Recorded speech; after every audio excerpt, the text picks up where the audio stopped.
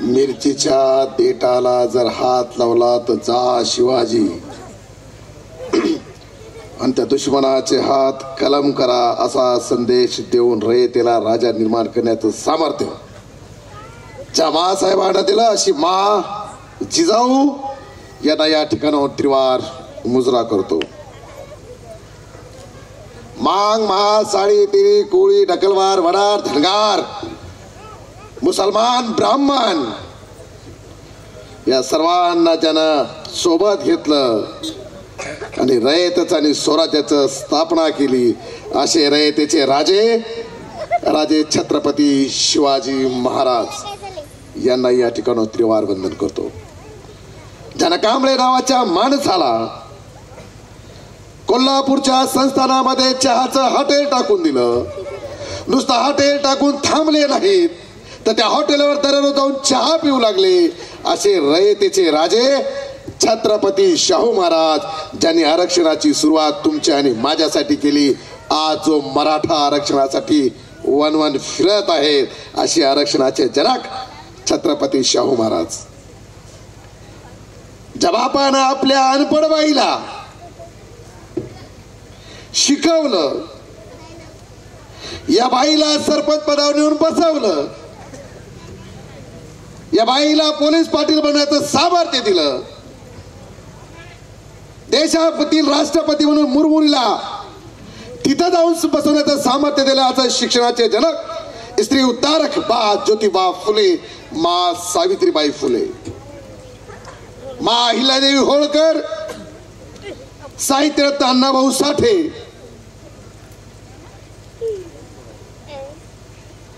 जनगण मन अधिनायक जय भारत भाग्य विधाता. आपण ऐकलं आणि म्हणलं, असा भारताचा भाग्य विधाता तुमचा माझा या देशाच्या बापाचा बाप डॉक्टर भीमराव रामजी आंबेडकर. ज्या बाईची जयंती तुम्ही आम्ही त्या थाटामाटात साजरी करत आहोत, अशी माझी मा रमाई भीमराव आंबेडकर, ज्या काशीच्या पोटात 9 महिने जिना गवताचे भारे या कानखेर मधून नेऊन पूर्णेला विकले, पूर्णेतून ज्वारी गहू कानखेरला आणून दरून भारून आम्हाला जगवलं, अशी माझी मा काशाबाई रामभाऊ कांबळे. आणि ज्या बापाच्या संस्कारामुळे अनिल कांबळे तुमच्या पुढे बोलायला लागला, असा माझा बाप रामभाऊ सटवाजी कांबळे यांना या ठिकाणावर त्रिवार वंदन करतो. उद्या छत्रपती शिवाजी राजांची जयंती आहे आणि महाराष्ट्रातल्या तमाम बहुजनांना या निमित्तानं, छत्रपती शिवाजी महाराजांच्या जयंतीच्या निमित्तानं तुम्हा सर्व भारतीयांना लाख लाख कोटी कोटी शुभेच्छा देतो. आज महासाहेब रमाई यांची जयंती आहे. या अनुषंगाने बोलण्यापूर्वी या कार्यक्रमाच्या अध्यक्ष आदरणीय आमच्या मामी बखाल, सुमनबाई बखाल, आदरणीय पोलीस पाटील काळे मॅडम, माझे मोठे बंधू आदरणीय उत्तम भैया खंदारे, माझे लहान बंधू आदरणीय मिलिंदजी कांबळे, ॲडव्होकेट हिरानंदजी गायकवाड, माझे स्नेही जल्लारे साहेब, माझे परम विद्यार्थी रवी प्रवीण गायकवाड, विचार मंचावर उपस्थित असलेले सर्वच मान्यवर. सर्वप्रथम मासाहेब रमावी यांच्याबद्दल काही चर्चा झाली पाहिजे. मला प्रश्न पडतो, उत्तमराव, बाबासाहेब आंबेडकर, रमाबाई आंबेडकर, महात्मा फुले, छत्रपती शाहू महाराज, शिवाजी महाराज नाचण्याचा विषय असू शकतात काय? अरे हे महापुरुष नाचण्याचा नाही तर वाचण्याचा विषय आहे. जोपर्यंत तुम्ही आम्ही वाचणार नाही, बाबासाहेबांचं सुंदर वाक्य आहे, वाचाल तर वाचाल, पडोगे तो आगे बढोगे. आणि म्हणून या जयंत्या साजरा करत असताना आपण निश्चित स्वरूपात आनंद व्यक्त केला पाहिजे, नाचला पाहिजे, ज्या त्या तारखेला नाचलं पाहिजे. 14 एप्रिलला जयंती नाचलं पाहिजे.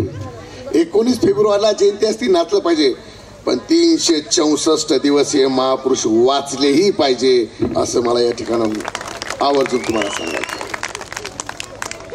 गायकवाड साहेब आणि बाबासाहेबांच्या अर्धांगिनीबद्दल, तुमच्या आणि माईच्या बद्दल, माझ्या माईच्या बद्दल, रम्याबद्दल बोलले, पण बोलत असताना काही विषयांना विस्तृत मांडावं हा शिक्षकाचा पिंड आहे आणि म्हणून तो पिंड मी सोडणार नाही. उत्तम दादा हे आमचे भावीनगर अध्यक्ष आहेत. मी उत्तम दादांना सतत सांगत असतो, दादा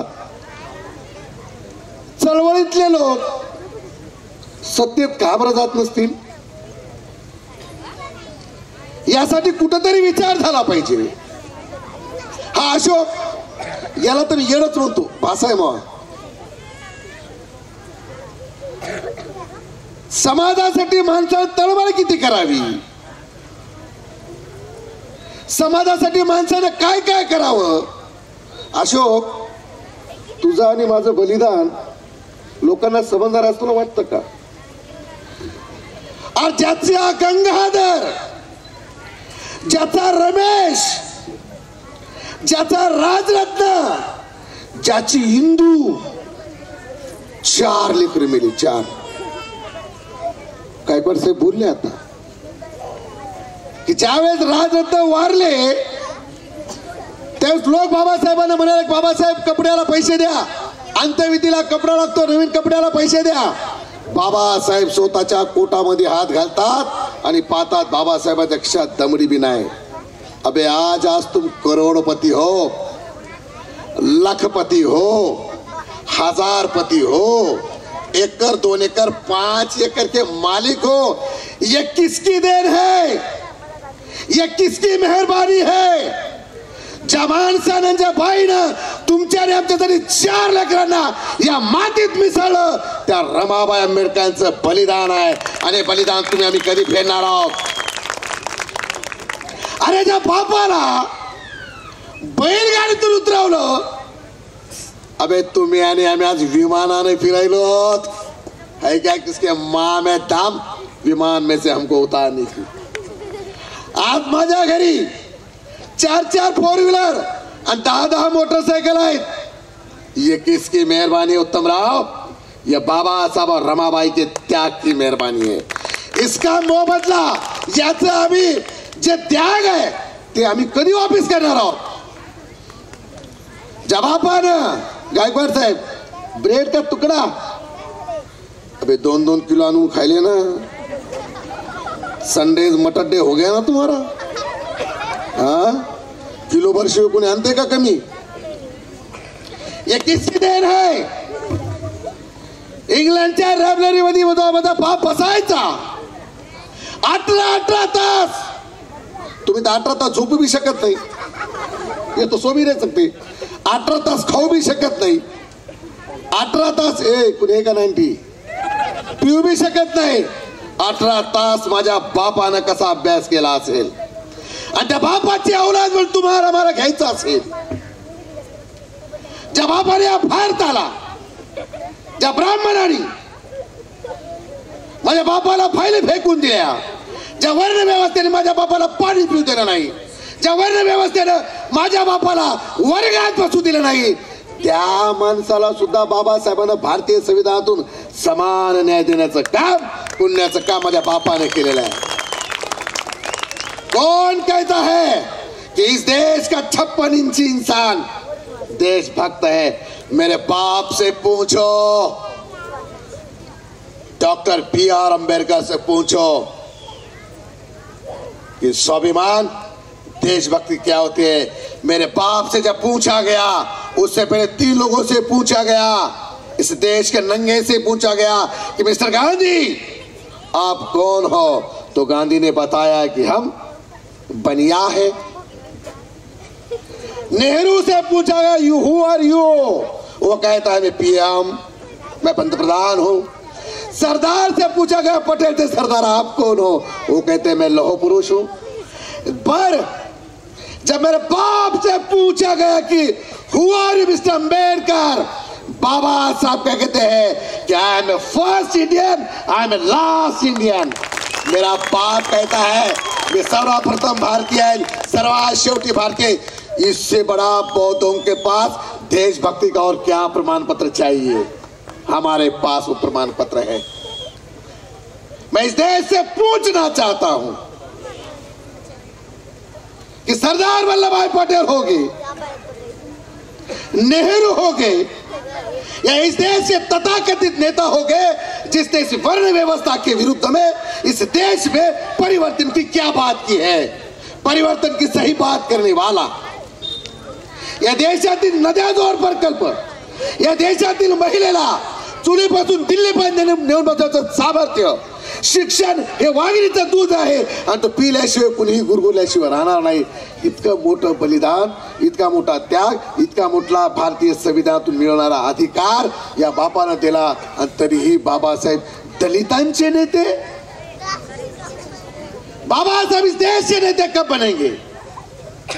या देशामध्ये मस्करी पहा किती मोठी आहे। त्या तेलंगणामध्ये तो राव बाबासाहेबांचा सगळ्यात मोठा पुतळा उभा करतो आणि त्याचं सरकार या देशामध्ये पडतं। अरे बाप रे बाप, ये सोचने वाली बात है। मां रमाई के इस जयंती के अवसर के साथ हम लोगों को ये सोचना भी जरूरी है कि देश किस दिशा में जा रहा है। लोग कहते हैं, बड़े बड़े लोग, या देशातील घटना बदलित आम्ही जाळून टाकू, मारून टाकू, हम ये करेंगे, हम फलाना करेंगे, बिस्ताना करेंगे। उत्तम राव, देश की घटना बदल चुकी है। देश के घटना के अंदर जो कुछ कलम बदले गए हैं उसमें सबसे पहला कलम बनाया गया है कि प्रायव्हेटायझेशन, खाजगीकरण। आता बघा साहेब, तुम्ही मला सांगा, तुमचं शेत आहे, तुमच्या शेतावर गडी म्हणून ठेवायचा अधिकार कुणाला आहे? तुम्हाला का मला? तुम्हाला आहे। कुठल्या जातीचा ठेवायचा है अधिकार कुणाला आहे? तुम्हाला आहे। मग आरक्षण की बात कहाँ गई? घटना के अंदर दूसरा बदलाव हुआ है। आता जातीच्या नियमानुसार प्रमोशन नहीं है।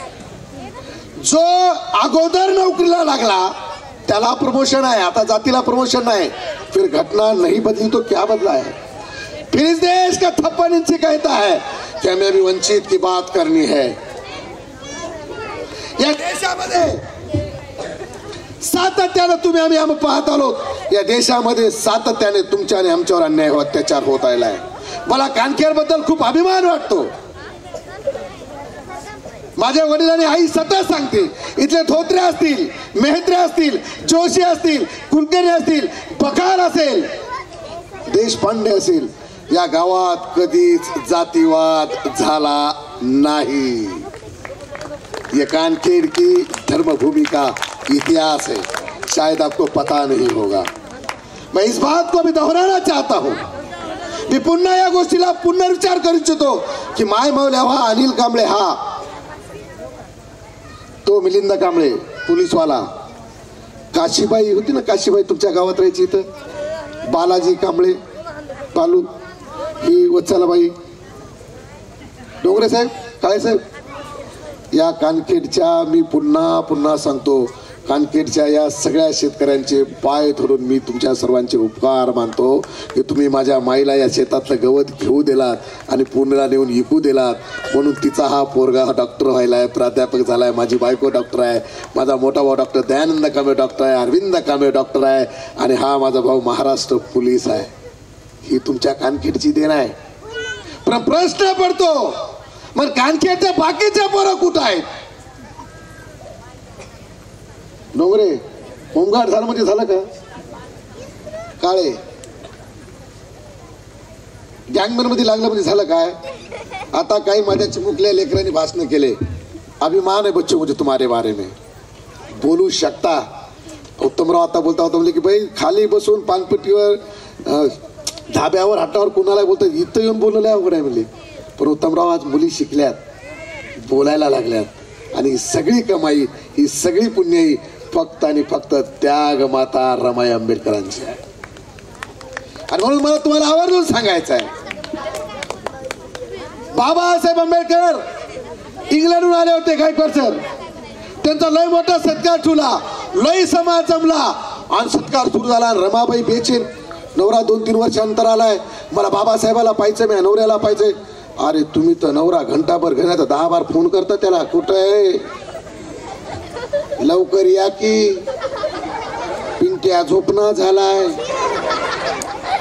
पिंटी कसं किच करायली, तिचं अंगच तापलंय, तिचं डोकंच दुखायले, आणि हा पट्ट्या घंट्या भरामध्ये येणारा, मग 10 मिनिटात घरी पोहोचतो.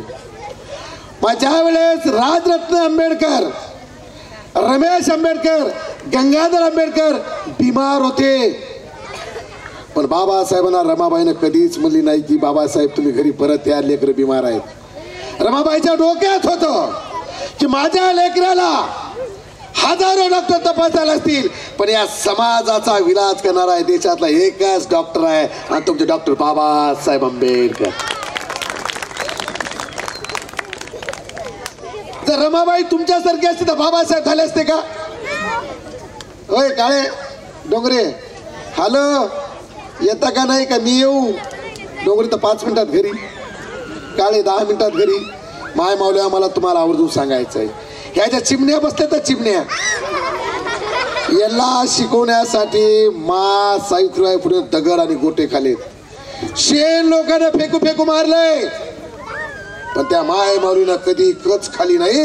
या लेकरं शिकले पाहिजेत यासाठी तिने सातत्याने प्रयत्न केलेत, आणि म्हणून तुम्हाला विनंती करायची आहे की मुलांना शिकवा, मुलींना शिकवा. या देशाची परिस्थिती वेगळी आहे उत्तमराव, विधवा पुरुषांपेक्षा विधवा बाया जास्त आहेत, आणि विधवा बाई काय करते? धुणे भांडे, शेतात कामाला, गवंड्याच्या हाताली खाली कामाला, इकडे तिकडे कामाला चली माय.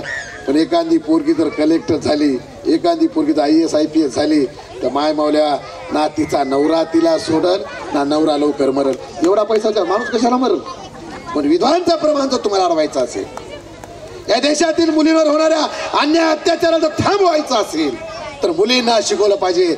मा रमाई म्हणते, मा रमाबाईचं म्हणणं आहे की बाबासाहेब माझी प्रकृती खूप बिघडलेली आहे, माझं काय होईल मला माहित नाही. बाबासाहेबांना निरोप बोलतो.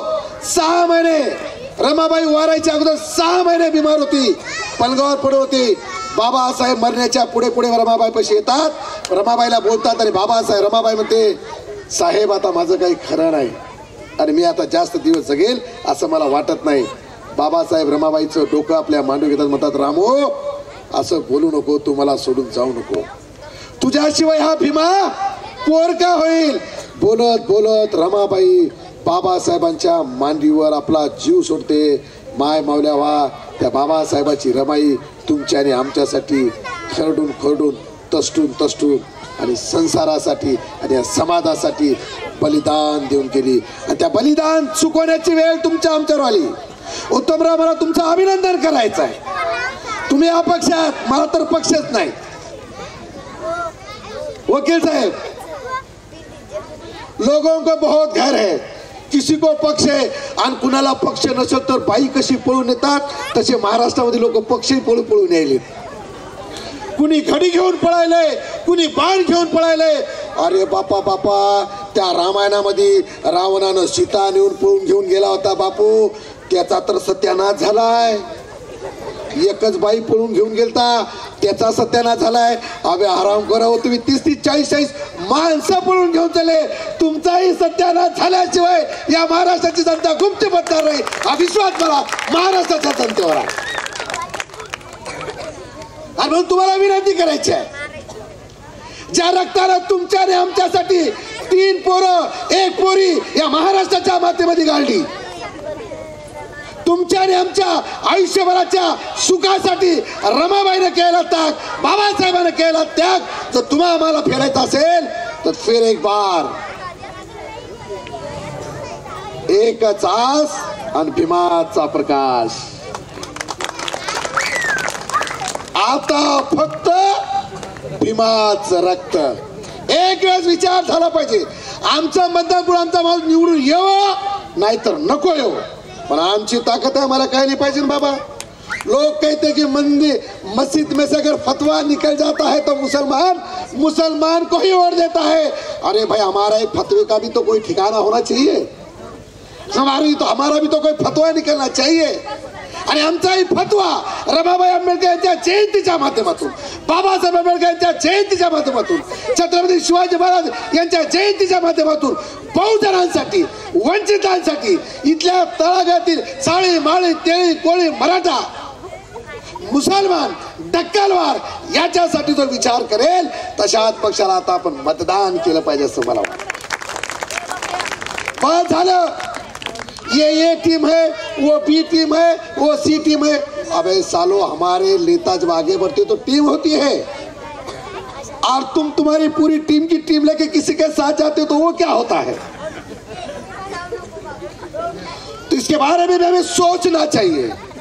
मी येथील महाराष्ट्रातील मराठा समाजाला खूप मोठ्या अपेक्षानं, खूप मोठ्या कळकळीने विनंती करतो की प्रकाश आंबेडकर सातत्याने म्हणाले मराठ्यांना आरक्षण भेटलं पाहिजे, पण या देशातील कुठलाही मराठा नेता तुम्हाला आरक्षण मिळालं पाहिजे म्हणला नाही.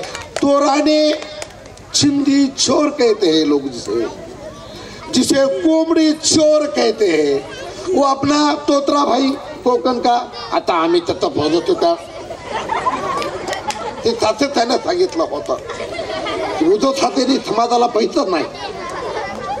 तोत्रा कहता है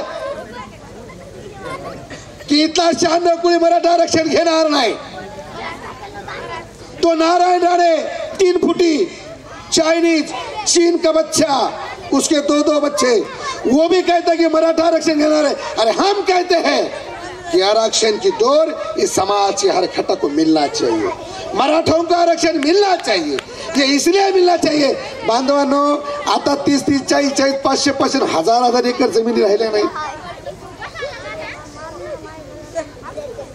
4 पोरं होते, 20 एकर जमीन 5-5 एकर झाली. त्या चौघाला कायदा निघाला, 2-2 पोरं झाले, 2.5 एकर झाली. पुन्हा त्या दोघांना 2-2 एकर झाले, 1.25 एकर आली. बकाल हिसाबात राहा. बाबासाहेबांचा कायदा आहे, पोरीला बी हिस्सा आहे. आता माया बहिणी तुम्हाला हिस्सा मागणार नाही ते वेगळा बकाल मामी, पण पोरीलाही प्रॉपर्टीमध्ये समान वाटा आहे ना, बाबासाहेबाची देण आहे. जमिनी गेल्या, येणं 1 कोटीचा मांडवला, 10 कोटीचा खर्च केला, इतकं सोनं दिलं, तितकं सोनं दिलं, इतक्या पंक्ती उठल्या, तितक्या पंक्ती उठवल्या. म्हणून बरोबरी करण्यामध्ये माझा मराठा समाज आर्थिकदृष्ट्या मागासलेला झालेला आहे. हा बौद्ध समाज सुद्धा स्वीकारत आहे. आणि मला अभिमान वाटतो उत्तमराव, गावाबाहेर राहणारा माणूस मागासवर्गीय होता, मान्य. आता आरक्षण घेऊन गावात राहणारा माणूसही मागासवर्गीय होणार आहे, आणि आमच्यासाठी अभिमानाची गोष्ट आहे. आता आमच्या पंक्तीमध्ये आले ना बाबा, पंगती एक झाली ना. या देशातील नरेंद्र मोदीला, या देशातील या महाराष्ट्राच्या मुख्यमंत्र्यांना माता रमाई आंबेडकर जयंतीच्या निमित्तानं माझं आव्हान आहे की जे तुमच्या हातात आहे ते तुम्ही दिला पाहिजे. पण पुन्हा सांगतो, एकाच्या समोरचं ताट हिसकाटून दुसऱ्याला ताट देणं किंवा याच्या ताटात दुसऱ्याला जेव म्हणणं, ये बात कुछ हजम होने वाली नहीं है बॉस. पण ओबीसीचं आरक्षण सावध राहिलं पाहिजे, मराठा समाजाला आरक्षण मिळालं पाहिजे. या भूमिकेचं स्वागत महाराष्ट्रभर बौद्ध समाज करत आहे. कधी इतर समाज, कधी आमका धमका टमका हे पेलाना बिस्ताना म्हणला नाही. पण प्रकाश आंबेडकर सातत्यानं सांगत होते मराठा समाजाला आरक्षण मिळालं पाहिजे, आणि त्या आरक्षणाचं आम्ही स्वागत करतो. आजच्या या अनुषंगाने मला एक गोष्ट आठवली, तेवढी गोष्ट तुम्हाला सांगतो, तर थांबण्याचा प्रयत्न करतो. एक आंधळी बाई असते, आंधळी बाई, एका डोळ्याने एक बाई आंधळी असते. आंधळी, ए माय, ए चष्मा इकडे बघ की, तू ऑपरेशन झालं म्हणून काय झालं, चष्मा लागला. एका डोळ्याने एक बाई आंधळी असती. आता ती आंधळी बाई म्हणजे रमाबाई असं समजायचं आपण, उत्तमराव तात्पुरतो. एक आंधळी बाई असते, तिचं लेकरू असते, तिला ती शाळेत टाकती. बालवाडीला असती तर वडत वडत घेऊन जाते, ते मळमळ रडत आहे पडत आहे, कस तरी शाळेत जाते. पहिली होती, दुसरी होती, तिसरी होती, 4थीत गेल्यावर त्याला कळायला लागतंय. आणि मग त्याला पोरं चिडत, ए डुचकीचं पोरग आलं, ए डुचकीचं पोरग आलं. आणि डुचकी आंधळी आली त्याला शाळा सोडायला. आंधळी आली त्याला शाळा सोडायला. पोरग परेशान. मायला म्हणते, माय तू शाळेत नको येऊ की ये. बापू काय झालं? मला पोरं चिडवतात, डुचकीचं पोरग आंधळीचं पोरग म्हणून. तू येऊ नको दे असून शाळेत. माय शाळेत जाणं बंद करते. पोरग शाळेला जाते, लहानाचं मोठं होते, कॉलेजला जाते. 10वीला पहिला नंबर ते, 12वीला पहिला नंबर ते. समाज बहुत पढ़ रहा है हमारा. शिकतोय, मोठं होतंय आणि त्याचा सत्कार होतोय. मग त्याला विनंती केली जाते पत्रामध्ये की आपण आपल्या सत्काराला आईला सुद्धा घेऊन आलं पाहिजे. आणि मी माईला कस तरी वाकड तिकडे तोंड करून घेऊन जाते. माय सत्कार जाते. पुन्हा त्याच्या कॉलेजचे पोरं तिला चिडत, मायला डुचकीच आंधळीच आहे, आंधळीचं पोरग आहे. आता कसं करावं? पोरग मोठं होते, माय कसं तरी त्याला शिकवती. शहरात जाते आणि शहराचा इंस्टाग्राम, व्हॉट्सअप, फेसबुक आहे ना माय, मेसेज करते. आणि एक पोरगी फसती आणि मग ते लव्ह मॅरेज करते. आणि त्या पोरीला कळतं याची माय डुचकी आहे, तुमची माय आंधळी डुचकी, नका बापा तिला घरी आपल्या बोलू म्हणते. मग याला नोकरी लागती, हा पोटा पाण्याला लागतो. याच्या घरापुढे गाडी, बायकोला सुंदर साडी, राहायला लय मोठी माडी होती. सुखाला समाधान संसार चालू असतो. माय बिचारी गावाकडे त्याची वाट पाहत असती. लेकरांना सांगितले, माय माया घरी येऊ नको, माझं पोरग तुला डुचकी म्हणते, समाज तुला डुचकी म्हणते, माझे मित्र तुला डुचकी म्हणते, तू येऊ नको. बिचारी माय स्वाभिमानी जात नाही. माय एक पत्र पाठवू त्याला, बापू माझी तब्येत बरोबर आहे, तू एक बार येऊन जाय. लेकरू यायला तयार होत नाही. पुन्हा पत्र पाठवते, बापू माझी तब्येत बरोबर आहे, येऊन जाय. पोरग येतंय, तिला भेटतंय, निघून जात. माय म्हणते, बापू म्हणते मी मराय टेकले आणि महिला इच्छा आहे, तू लेकर बाळा मला बघू दे. म्हणते, माय तुझ्या पाया पडतो, माझ्या घरी येऊ नको. आणि तू आंधळी हेर माझ्या पोराला का मग पोरग डुचकी माय आंधळी माय मला चिडवल. माय जात नाही. काही दिवसानंतर माय मरून जाती. माय मरता मरता एक चिठ्ठी लिहिती, शेजारच्या माणसापाशी देऊन टाकती. पोरग लय परेशान. गावाकडे शहरात राहतंय, शिकतंय, मोठं होतंय, सगळं होतंय. एक दिवस त्याचं पोरग शाळेतून यायला उशीर होते आणि त्याची बायको त्याला भांडती. माय म्हणती, बाबा शाळेतून आलात नाही, अपना जॉनी घर नहीं आया, बहुत लेट हुआ है, उसकी स्कूल छूट के तो घंटा हुआ है. नवरा बायको लेकरला शोधत शोधत जातात. लेकरू घंट्याभरामध्ये भेटते. माय त्याची लेकराची त्याची बायको लेकर तर ती मोठं मोठं मुख्य घेते. माय मो लेकरू कहाँ गया तो बेबी, मैं कितना परेशान थी. ओ माय सन जवळ धरती आणि धरती मोठं मोठं मुख्य घेते, रडती. मग ती पोरग त्या पोरीला पाहते, बायकोला, आणि म्हणते, तू किती रडायली, चल म्हणते बॅग भर आपल्याला गावाकडे जायचंय. चल गावाकडे जायचंय. ते ती काही केली आहे. Why you are going to village? आप अपने गांव क्यों जाना चाहते? म्हणते, कुत्रे, घोबड तोंडे, वाकड तोंडे, शेपट्या नाकाचे, 1 घंटा तू लेकरू घरी नाही आलं तर मुळमुळ रडीस परेशान झाली. 20 साल से मेरी माँ घर पर मेरा इंतजार कर रही है, मुझे भी मेरे माँ के पास जाना है, मेरी माँ घर पर रो रही है. घरी येते, बघतय, बायको लेकरू सगळं घरी घेतोय. घराला कुलूप. बाजूच्याला म्हणते, मावशी माय माय कुठे गेली. शेजार म्हणते, मामा माय माय कुठे. बापू म्हणते, तुझी माय म्हणून 2 महिने झाले, तुला लई फोन केली, तू काय फोन उचलले नाहीस. आणि तुझी मायनं मरता मरता एक चिठ्ठी दिली, एवढी चिठ्ठी वाच.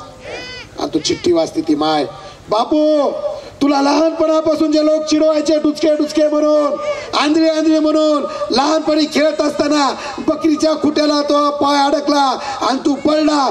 दुसऱ्या खुट्यावर पडल्यामुळं तुझा 1 डोळा गेला. डॉक्टर म्हणला याला नवीन डोळा लावावा लागेल, नाही तर पोरगा आयुष्यभर बघू शकणार नाही. 1 डोळा मी तुला दिला होता आणि तेव्हापासून मी आंधळी झाले. आणि तुला काय वाटलं बापू मी काय डुचकी का. लेकराला पश्चाताप झाला, मुळू मुळू रडायला लागला की जो डोळा मी आज जग पाहतोय तो डोळा माझ्या आईने मला दिलाय. तिला मी डुचकी डुचकी म्हणून, आंधळी म्हणून लोक मला चिडवलेत, म्हणून मला तिचा राग यायचा, ती नको नकोशी वाटायची. आणि मी माझ्या आयुष्यात खूप मोठी चूक केली. माय मावल्यानं मला तुम्हाला विनंती करायची, तुमचे जे हे 2-2 लेकरं आहेत ना, तुमच्या घराच्या पुढच्या ज्या गाड्या आहेत ना, तुमच्या कपाटातल्या त्या साड्या आहेत ना, हे सगळं त्या आंधळ्या बाईनं जसा 1 डोळा दिला तसे 4 लेकर समाजाला देऊन रमाबाईनं तुमच्यावर उपकार केलेले आहेत. हे उपकार फेडण्याची तुमच्या आमच्यावर आलेले आहेत. आणि म्हणून तुम्हाला विनंती करायची आहे की माणूस शिकल्याला शहाणा झालं पाहिजे. दीड शहाणा नको. दीड शहाणा माणूस कामाचा नाही साहेब. बघाल हा लय बेकार असते. शहाणा माणूस समाजाला पुढे नेतो आणि दीड शहाणा माणूस नुसतं बायको नवरा लेकरन बाळ साडी माडी गाडी घोडीमध्ये परेशान असते. मला विनंती करायची आहे पुन्हा या अनुषंगाने आपण शिकवलं पाहिजे. शिकल्यावर माणसाच्या आयुष्यात परिवर्तन होतं. मा रमाईच्या जयंतीच्या निमित्तानं आपण संकल्प केला पाहिजे. ज्या काशीनं काशीत म्हणत होते तिला कासाबाई काय म्हणते काशी रमाय हा. ज्या काशीनं शिक्षणाचं महत्व जाणवलं तिनं लेकराला शिकवलं. तिचं पोरग पोपटापडी तुमच्या पुढे बोलायला लागलं. हे फक्त आणि फक्त कशामुळे झालं तर बाबासाहेब आंबेडकरांच्या शिक्षणामुळे झालं. आणि शिक्षण आपल्या लेकराला आपण दिलं पाहिजे एवढीच भूमिका या ठिकाणी मानतो. मा रमाईच्या जयंतीच्या निमित्तानं या कानखेड माझ्या जन्मभूमीमध्ये आदरणीय अशोकरावजी वाघमारे साहेब या जयंती मंडळाची पूर्ण कमिटी गावकरी मंडळी आपल्या सर्वांचे या ठिकाणी खूप खूप आभार मानतो. बोलत असताना कुणाचं काही मन दुखवलं असेल कुणाचं काही चुकलं असेल वाटते बापा मराठ्याला बोललाय अमक्याला बोललाय मोदीला बोललाय कुणाला बी जर कुणाचं मन दुखवलं असेल कुणाच्या भावना दुखवल्या असेल तर त्या खुशाल दुखू द्या. मास्टर अनिल कांबळेच्या रक्तात माफी मागणं नाही. जे बोलतो ते विचारपूर्वक सडेतोड बोलतो. इथेच थांबतो. जय भीम जय बुद्ध जय भारत.